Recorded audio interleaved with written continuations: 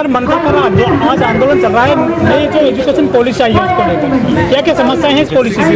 देखिए, नई पॉलिसी आई है, कोई भी जो पॉलिसी तैयार होती है एक साइंटिफिक टेम्परामेंट डेवलपमेंट के साथ तैयार होती है, जिसके अंदर एक साइंटिफिक टेम्परामेंट और जो ओरिजिनल फैक्ट है, जो आर्कियोलॉजी आर्कियोलॉजिस्ट एक उसकी पूर्ण परिपक्व तरीके से एक पूरा सिस्टम है उस तरीके से डेवलप्ड होती है। लेकिन नई एजुकेशन पॉलिसी में ये एक एजेंडे के थ्रू राजनीतिकरण करते हुए या पूंजीवादी अर्थव्यवस्था को ध्यान में रखते हुए इसका डेवलपमेंट या इसको आगे लाके प्रायोजित किया जा रहा है, जिसके खिलाफ हमारा प्रदर्शन है।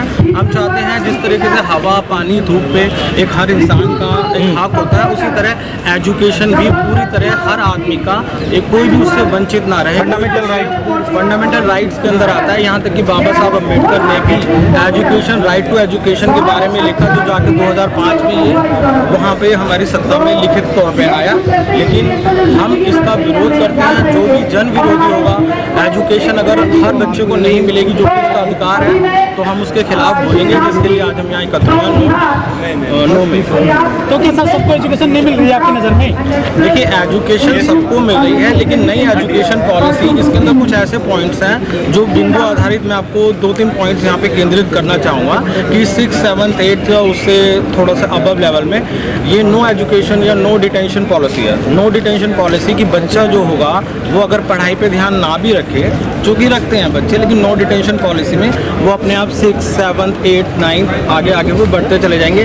साथ में इनको रोजगार सिखाया जाएगा। रोजगार यानी कि छोटा बाल काटना या फिर कोई भी ऐसा काम उनको सिखाया जाएगा जिससे वो आगे अपना किसी भी तरीके का कुछ काम कर सकते हैं, कुछ सीख सकते हैं। लेकिन अगर एक खास वर्ग के बच्चे जो कि अपना इस तरीके की छोटी चीज़ें सीखने लग जाएंगे और उनको रोजगार प्राप्त हो जाएगा 500 से 700 रुपये, तो उनका वैचारिक स्तर या फिर उनकी कोई भी ऐसी जो उनके दिमाग के अंदर एक डेवलपमेंट होना चाहिए, जो सरकार से सवाल करे, जो उच्च लेवल की शिक्षा है, वो वहाँ तक नहीं पहुँच पाएंगे, बल्कि पहले ही उससे कहीं पहले एक 500, 700 या 1000 रुपये उनके जो डेली के वेजेस होंगे वो उन पर आधारित हो जाएंगे और एक चीप लेबर तैयार होगी। इससे जिससे हम खिलाफ जो गुजरात सरकार उसने कहा था कि हम सरकार जो स्टूडेंट है उनको पेंशन लगाना भी सिखाएंगे और उससे व्यावसायिक जो शिक्षा को लेकर वो काम कर रही है।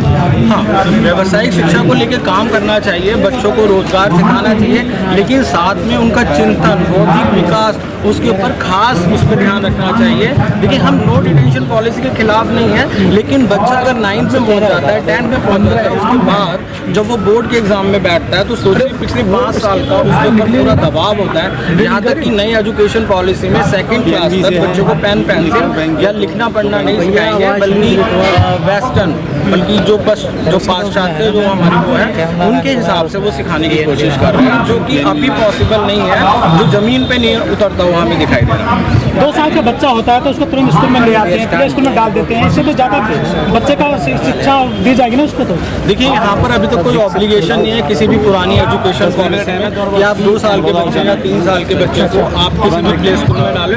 वो हमारी व्यक्तिगत इच्छा है जिसके अंदर हम ऐसा कर सकते हैं। लेकिन न्यू एजुकेशन पॉलिसी जिसके अंदर +3 मतलब 3 साल से छोटे बच्चों को आपको स्कूल भेजना ही भेजना पड़ेगा, मतलब उसके अंदर आपको ऑब्लिगेशन है, क्योंकि वो 5+3+3+4 सिस्टम जो है उसको लेके आ रहे हैं। अब आप ये समझिए, इतना छोटा बच्चा और हम जिस स्तर की बात कर रहे हैं, जो क्लासेस की बात कर रहे हैं, 3 साल का बच्चा अनहाइजीनिक कंडीशन है, उसको और भी मतलब उनको सफाई स्वस्थ वो सारी चीज़ें 3 साल के बच्चे को एक सरकारी स्कूल में कैसे मुहैया करवा पाएंगे। बहुत सारे सर प्राइवेट स्कूल खुल गए हैं, प्राइवेट यूनिवर्सिटीज आ गई हैं, इससे तो ज़्यादा शिक्षा का प्रसार होगा ना।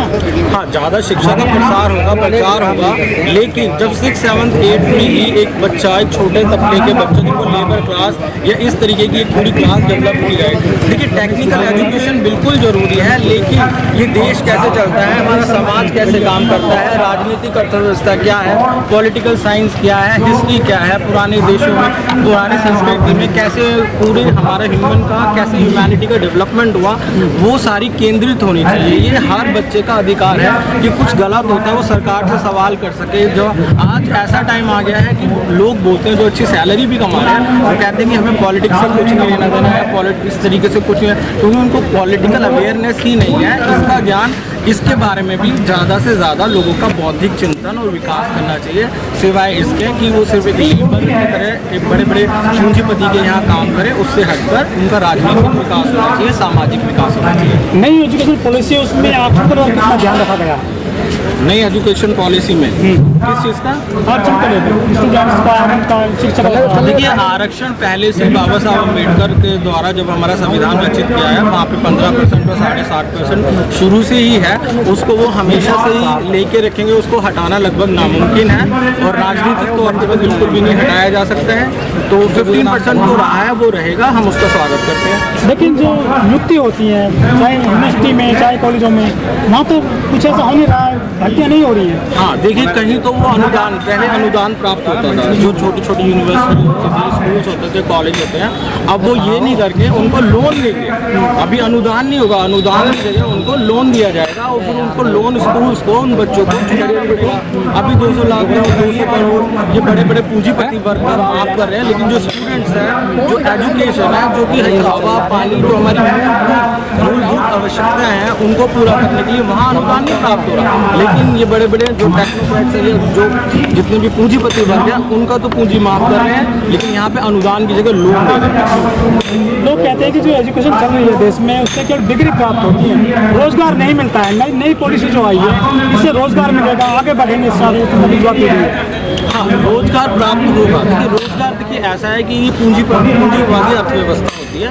इसके अंदर आपने मान लीजिए रिलायंस को आपने एक पूरा communication 3G channel, 4G channel या 5G चैनल आवंटित कर दिया, ठीक है।